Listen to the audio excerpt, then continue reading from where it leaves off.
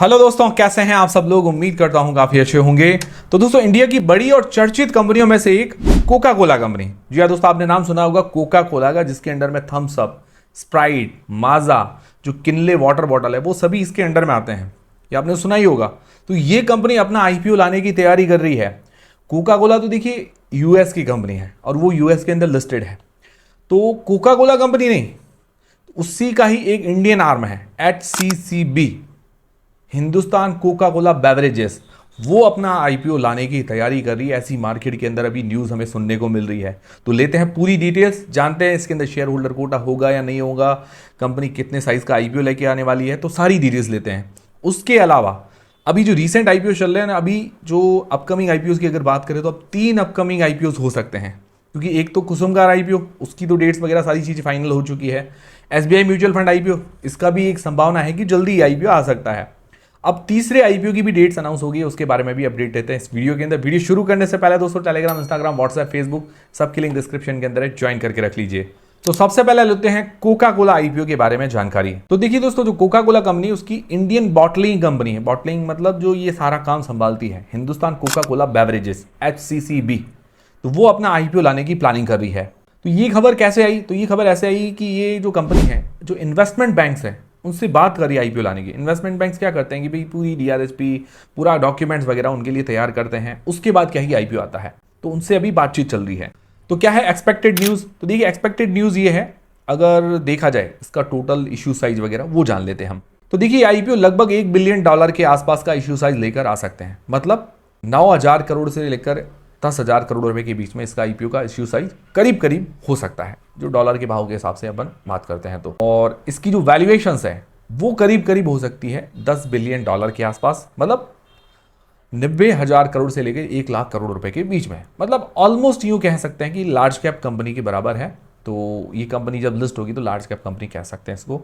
तो वैल्यूएशंस देखा जाए, महंगी है सस्ती है, वो हमें बाद में पता चलेगा जब इसका पूरा डिटेल्स आ जाएगी। अब ये जो HCCB कंपनी है, ये करती क्या है? अब आप कहेंगे करती क्या, ही तो हमें पता है, ये कोका कोला वगैरह, थम्स अप, ये कंपनी सेल करती है। तो देखिए, HCCB company Coca Cola company नहीं है, ये कोका कोला का आर्म है, इंडियन आर्म है। इसके अंदर कोका कोला की हिस्सेदारी है। अब जो कोका कोला है वो सब जगह आके मैन्युफैक्चर नहीं कर सकती, तो ऐसी कंपनियां होती है, वो क्या है कि कोका कोला के बदले वो सारी चीज़ें मैन्युफैक्चर वगैरह करती है। वो अपना फार्मूला देते हैं और इंडिया के अंदर वो चीज़ें मैन्युफैक्चरिंग होती है। तो ये कंपनी उसके लिए मैन्युफैक्चरिंग करना, जो बॉटलिंग वगैरह होती है, लेबलिंग वगैरह, ब्रांडिंग, वो सभी कंपनी ये काम करती है और सेलिंग वगैरह भी करती है। इसके अंडर में मैंने आपको ब्रांड बताया, कोका कोला है, थम्स अप है, स्प्राइट है, फिर माजा है, किनले है, ये सभी इसके बड़े ब्रांड्स हैं। उसके अलावा और भी छोटे मोटे ब्रांड्स हैं इसके अंदर में। अब ये कंपनी कितनी बड़ी है? तो इसकी जो 17 लाख रिटेल शॉप्स हैं इंडिया के अंदर, वहां तक पहुंच है। अब कोका कोला आपको पता ही है, कोका कोला थम्स अप हर लगभग रिटेल दुकान पर मिल जाती है। 5,000 प्लस एम्प्लॉइज है अभी इसके पास, और 12 स्टेट्स के अंदर 14 मैन्युफैक्चरिंग यूनिट्स है इसकी लगभग, और 236 जो डिस्ट्रिक्ट्स हैं वहां पर इसका पूरा डिस्ट्रीब्यूशन नेटवर्क बना हुआ है। तो देखिए, अभी आईपीओ क्यों लेकर आ रहा है? तो देखिए, अभी जितनी भी MNC कंपनियां वगैरह हैं वो सब आईपीओ लेकर आना चाहती हैं, क्योंकि लिस्टिंग का फ़ायदा उठाएंगे, कुछ पैसा जुटाने का फ़ायदा है। और अभी आप देख सकते हैं जो विदेशी कंपनियां जैसे Hyundai वगैरह है, LG है, उन्होंने भी लिस्टिंग का फ़ायदा उठाया है। इससे कुछ पैसा भी मिलता है, ये बेनिफिट थोड़े बहुत मिलते हैं, और लिस्टिंग कराते हैं, उससे क्या है कि वैल्यूएशंस भी थोड़ी बढ़ती है। अब आईपीओ की डेट्स वगैरह कब है? देखिए, अभी इन्वेस्टमेंट बैंक से बात चल रही है, अभी सारी डिटेल्स धीरे धीरे करके आएगी, डेट्स वगैरह। तो DRHP पहले फाइल करेंगे, सारे डॉक्यूमेंट तैयार करके, उसके बाद क्या है कि डेट्स वगैरह हमें देखने को मिलेगी। तो पहले DRHP फाइल होगी, उसके अंदर और डिटेल्स हमें क्लियरली सामने आएगी। अभी मार्केट का एक अंदाज़ा सामने आ रहा है कि लगभग ये हो सकता है, जो सोर्सेज से खबर आ रही है वहाँ से, या मनी कंट्रोल, इकोनॉमिक टाइम्स पर देख सकते हैं इसकी सारी न्यूज़। अब सबसे मेन सवाल ये आता है कि क्या इसके अंदर शेयर होल्डर कोटा होगा या नहीं होगा? तो देखिए, अभी तक शेयर होल्डर कोटा को लेकर पूरी तरीके से संभावना लग रही है कि इसके अंदर शेयर होल्डर कोटा नहीं होने वाला है, क्योंकि इसकी जो पेरेंटल कोई कंपनी है वो देखिए तो अभी पेरेंट ग्रुप में कौन है? कोका कोला, जिसकी जो यूएस की कंपनी है उसकी 60% की हिस्सेदारी है।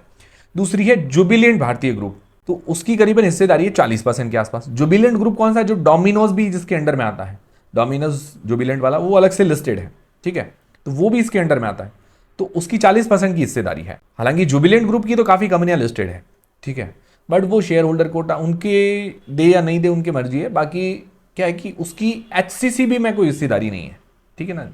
जुबिलेंट भारतीय ग्रुप एक बड़ा ग्रुप है, उसकी अलग अलग उसके अंदर में कंपनी है, जैसे डोमिनोज वो अलग हैंडल करते हैं, ये कोका कोला अलग हैंडल करते हैं, इस तरह से इसके अंदर शेयर होल्डर कोटा होने की जो संभावना है न के बराबर है। बाकी डीआरएचपी फाइल होगी, उसके अंदर सारी डिटेल सामने आएगी तो अपडेट मिल जाएगा। तो ये था कोका कोला आईपीओ को लेकर अपडेट।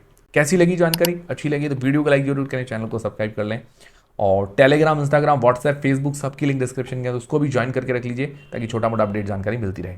और अभी दोस्तों करंट आईपीओ की अगर बात करें, जो अभी रिसेंटली आईपीओ चल रहे हैं, तो उससे पहले एक चीज़ कहना चाहूँगा, अभी बहुत ज़्यादा गर्मी है और लाइट भी गई हुई है। अभी जो ये सारा आप देख रहे हैं सेटअप पूरा इन्वर्टर पर चल रहा है, तो जो हॉल है उसके अंदर गर्मी बहुत ज़्यादा हो रखी है और एसी वगैरह सब बंद है, तो इसीलिए थोड़ा मतलब मुश्किल सिचुएशन में शूट हो रहा है। तो अब जो 3 अपकमिंग आईपीओ कौन कौन से हो सकते हैं, उसमें कुसुमगर आईपीओ जिसकी 8 से लेकर 10 जुलाई के बीच में डेट्स फिक्स हो गई है। मैं रिव्यू का वीडियो भी डाल चुका हूँ, प्राइस बैंड, मार्केट लॉट, सारी चीजें आ चुकी है, ठीक है, ये तो फिक्स हो गया है। उसकी जीएमपी भी करीब करीब 30% के आसपास, 125 रुपये पर शेयर, ये आपको पता है। डिमांड अभी तो अच्छी चल रही है, बाकी आप रिव्यू वाला वीडियो देखिए, उसके अंदर सारी चीजें क्लियर हो जाएगी।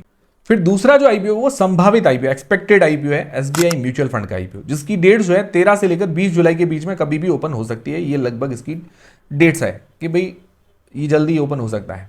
अभी तक आरएचपी फाइलिंग की को लेकर कोई खबर नहीं आई है, ना ही डेट्स, फिक्स डेट्स को लेकर कोई खबर आई है, तो आते ही मैं आपको जानकारी दे दूंगा। तो ये दूसरा अपकमिंग आईपीओ, संभावित आईपीओ हो सकता है। फिर जो तीसरा आईपीओ है जिसको लेकर मतलब डेट्स फिक्स हो गई है, वो आईपीओ जल्दी ओपन होगा। तो ये आईपीओ 9 से लेकर 13 जुलाई के बीच में ओपन रहेगा, लेजर पावर एंड इंफ्रा का आईपीओ।